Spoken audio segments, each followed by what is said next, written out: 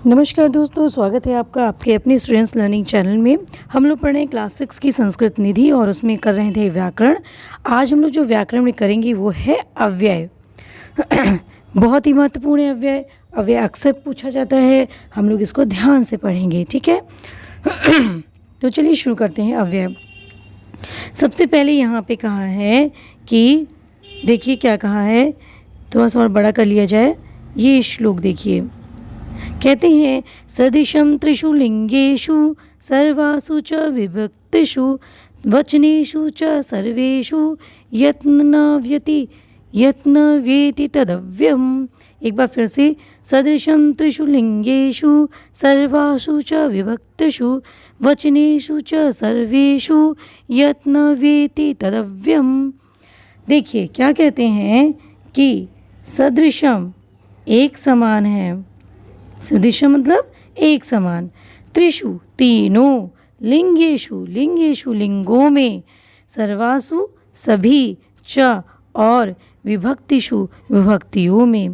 त्रिषु लिंगेषु सर्वासु, इसमें क्या हुआ है, सप्तमी का बहुवचन, अधिकरण कारक, ठीक है। मे पर तो तीनों लिंगों में, तीनों लिंगों में क्या कह रहे हैं कि तीनों लिंगों में, तीनों लिंग मतलब स्त्रीलिंग पुल्लिंग और नपुंसकलिंग, इन तीनों लिंगों में। और सर्वासु विभक्तिषु, सभी विभक्तियों में, सभी विभक्तियों मतलब सातों विभक्तियों में, प्रथमा द्वितीया तृतीया चतुर्थी पंचमी षष्ठी सप्तमी, इन सातों विभक्तियों में। वचनेषु सर्वेषु वचनेषु, और सभी, और बीच में च लगा है तो और सभी वचनों में, वचनों मतलब एक वचन, द्विवचन और बहुवचन, इन सभी लिंगों में, सभी विभक्तियों में और सभी वचनों में सदृशम एक समान रहे। सदृशम मतलब एक समान, ठीक है। यत न व्यय इति, इसको सिर्फ तोड़िए। यन व्यति मतलब है क्या है, यत, यन व्यति मतलब यत न व्यय इति।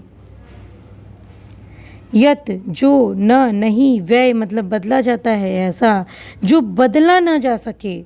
यत न व्यति मतलब जो बदला न जा सके। व्यय मतलब होता है खर्च करना, खर्च कर देंगे कुछ चीज़ें परिवर्तित हो जाएंगी, बदल जाएंगी, तो ये व्यय से मतलब होता है यहाँ पे कि जो बदल ना सके, जिसको खर्च ना कर सके, जिसको हम बदल ना सके, परिवर्तित ना कर सकें। तो कह रहे हैं कि यत न व्यति, जिसको बदला न सके, तद अव्ययम, तद मतलब वही, अव्यय मतलब अव्यय है। देखिए तद अव्ययम को अलग करेंगे तो क्या हो जाएगा, तद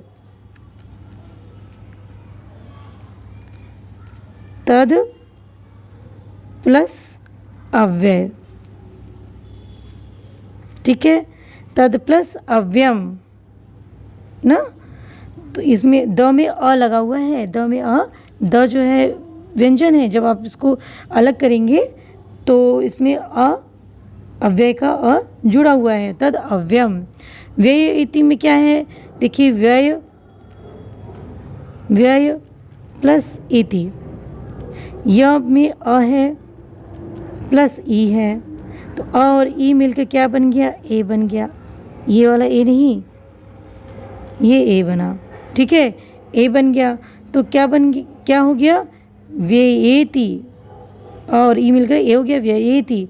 तो व्ययेति अर्थात कौन सी संधि हो गई, गुण संधि।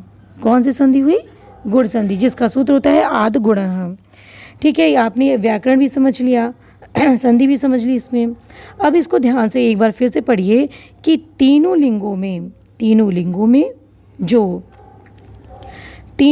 में सर्वासु विभक्तिषु, सभी विभक्तियों में, वचनेषु च सर्वेषु, यानी सर्वेषु वचनेषु, सभी वचनों में, सदृशम समान हो, एक समान हो, ठीक है, बदल ना जाए, कोई भी रूप का परिवर्तन ना हो, उसमें बदला ना जा सके।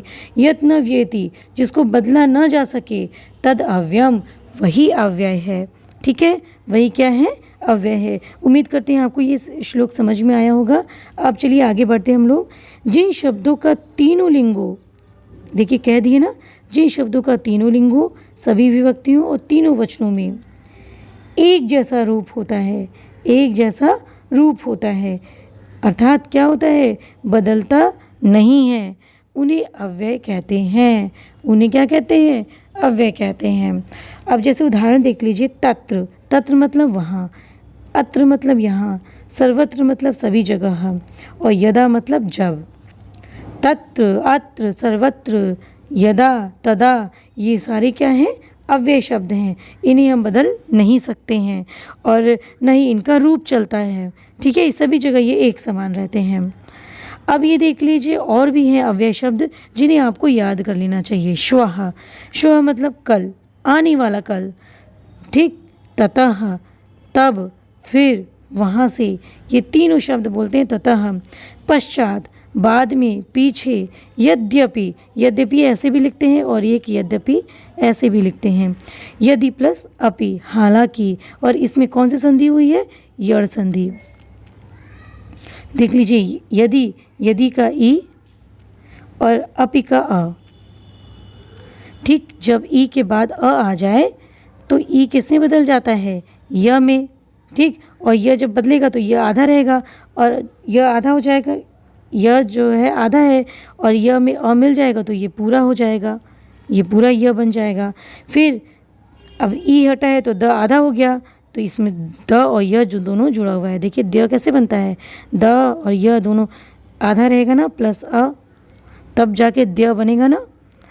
तो यहाँ पे कौन सी संधि हो गई, यड़ संधि। यड़ संधि का सूत्र क्या होता है, इको यड़ची। तो यद्यपि, हालांकि।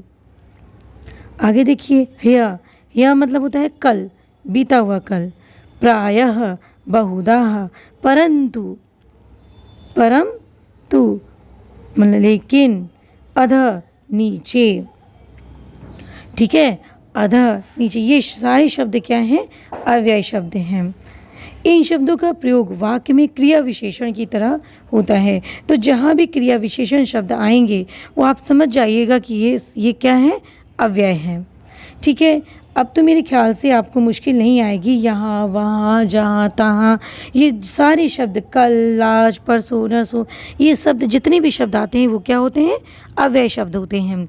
और ये जितनी भी हिंदी दी हुई है, संस्कृत की हिंदी दी हुई है, आप इनको जो है, इनको आप अपनी शब्दार्थ की कॉपी पे लिखिए और इसे आप याद करिए। ठीक है, जब आप अनुवाद करेंगे तो इनका अवश्य प्रयोग किया जाएगा। ठीक है, तो दोस्तों मेरे ख्याल से ये अव्यय आपको समझ में आया होगा और जो भी भ्रांति हुई होगी आपकी अब तक अव्यय के प्रति वो दूर हो चुकी होगी। तो मिलते हैं दोस्तों अगले वीडियो में अगले विषय के साथ में। आपका अगला विषय क्या होगा, कारक। तो अगले विषय के साथ में मिलेंगे हम लोग। धीरे धीरे छोटे छोटे वीडियो के माध्यम से हम लोग समझेंगे कि अव्यय क्या है, विशेषण क्या है, कारक क्या है, संख्या क्या है, और फिर हम लोग आगे बढ़ेंगे धातु की ओर। तो यहीं से मैं आपसे विदा लेती हूँ, मिलती हूँ अगले वीडियो में। तब तक के लिए नमस्कार।